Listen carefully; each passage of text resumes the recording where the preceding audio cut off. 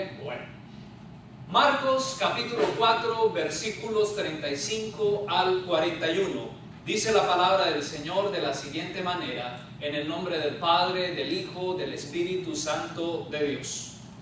Aquel día, cuando llegó la noche, les dijo: pasemos al otro lado. Y despidiendo a la multitud, le tomaron como estaba en la barca, y había también con él otras barcas. Pero se levantó una gran tempestad de viento y echaba las olas en la barca, de tal manera que ya se anegaba, se hundía. Y él estaba en la popa, durmiendo sobre un cabezal. Y le despertaron y le dijeron: Maestro, ¿no tienes cuidado que perecemos? Y levantándose, reprendió al viento y dijo al mar: Calla, enmudece. Y cesó el viento, y se hizo grande bonanza. Y les dijo: ¿por qué estáis así amedrentados? ¿Cómo no tenéis fe? Entonces temieron con gran temor, y se decían el uno al otro: ¿quién es este que aún el viento y el mar le obedecen?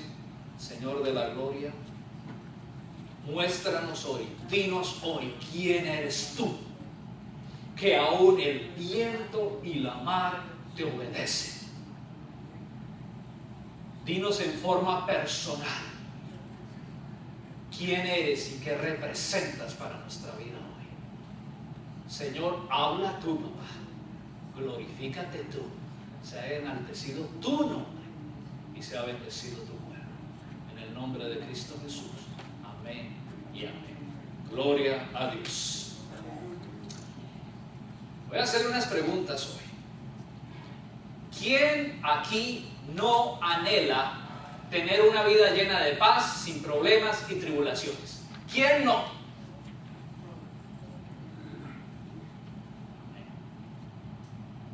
Bueno, segunda pregunta.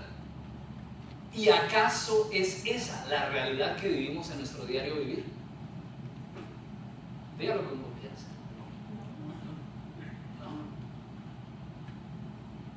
¿Acaso estamos exentos de pasar por crisis en la vida? No. ¿Pero por qué tenemos que pasar por esas situaciones si somos hijos de Dios? ¿Cómo podemos hacerle frente a las situaciones que no podemos quitar de en medio y que tenemos que afrontar?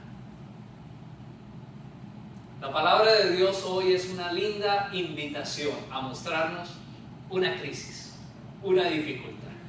A mí me gusta la palabra de Dios porque no se trata de cuentos de hadas, donde todo es esplendor y donde todo es brillante. A mí me fascina la palabra de Dios porque está escrita por gente que tuvo que escribirla casi con sangre, con lágrimas, porque nos muestra gente temerosa, miedosa, en incertidumbre. Y lo más lindo, nos muestra a Dios en medio de esa dinámica, una dinámica real, verídica. Esta escena muy conocida se da en un sitio llamado el Mar de Galilea. Yo les hablaba en una oportunidad que se le llama el Lago de Galilea. Lo que pasa es que es tan grande que se le acredita o se le asimila a un mar, que incluso no tiene agua salada, es agua dulce, pero es inmenso. Se dio en una época de la historia que tenía que ver con el año de popularidad de nuestro Señor Jesucristo. Ustedes saben que el ministerio de Jesús tuvo 3 años, ¿sí? Uno de preparación, otro de popularidad y el otro de pasión. Esto se dio en el pleno auge del ministerio de Jesús. Fue un momento bien especial. A Jesús le tocó, yo creo que fue como casi arrinconado por la multitud hasta que llegó ya hasta donde no podía más, al Mar de Galilea, a la ribera. Pero la gente se aglutinaba para escucharlo, la gente quería conocerlo, la gente quería tocarlo, la gente quería que él lo tocara, la gente quería sentirlo. Y en otros evangelios dice que él era en una barca predicando, otros dicen que estaba a la orilla. La cuestión es que estaba ahí, en las riberas del Mar de Galilea, predicando hablando del reino de Dios, trayendo bienestar a las multitudes. Sin embargo, había sido una jornada maratónica.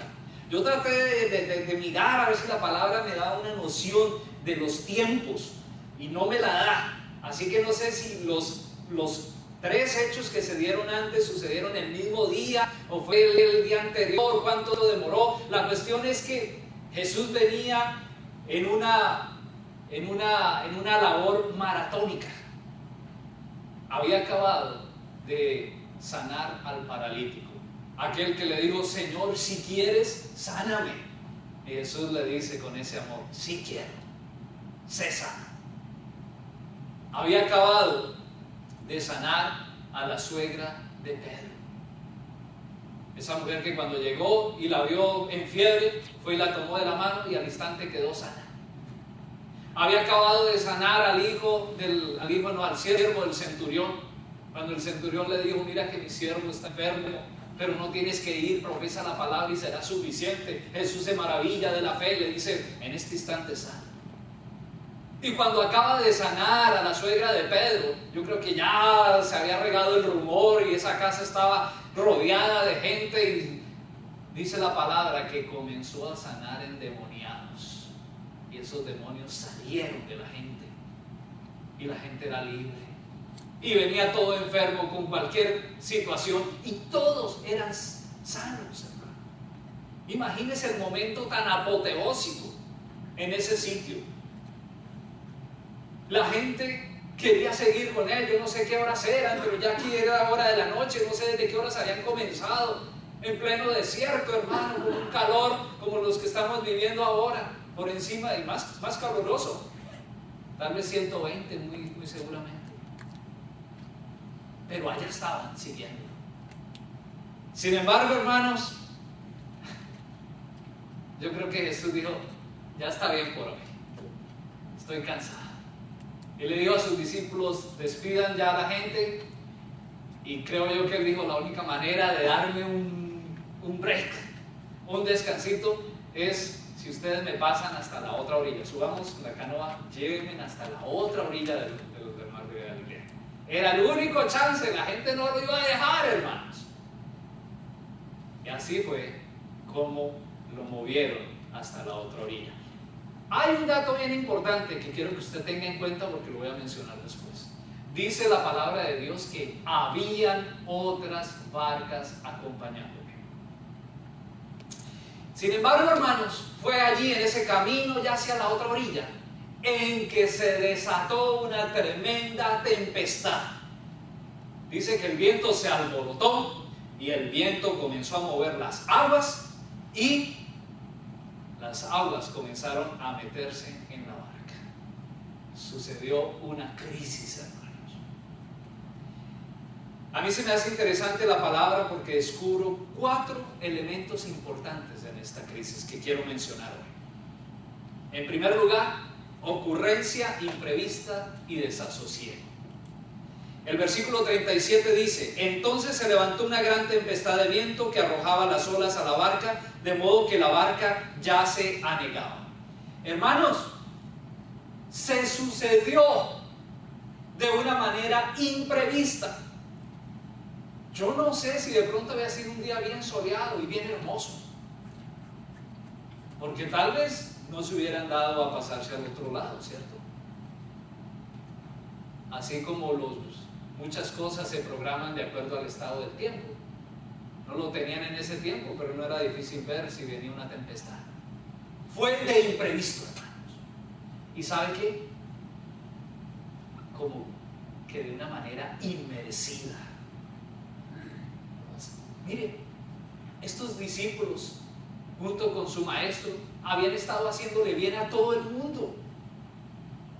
¿Cómo es posible que les acontezca algo así? Que le acontezca de pronto al que no hace cosas buenas, diríamos, ¿ah? Pero las personas que hacen bien, ¿por qué les tienen que venir malas cosas?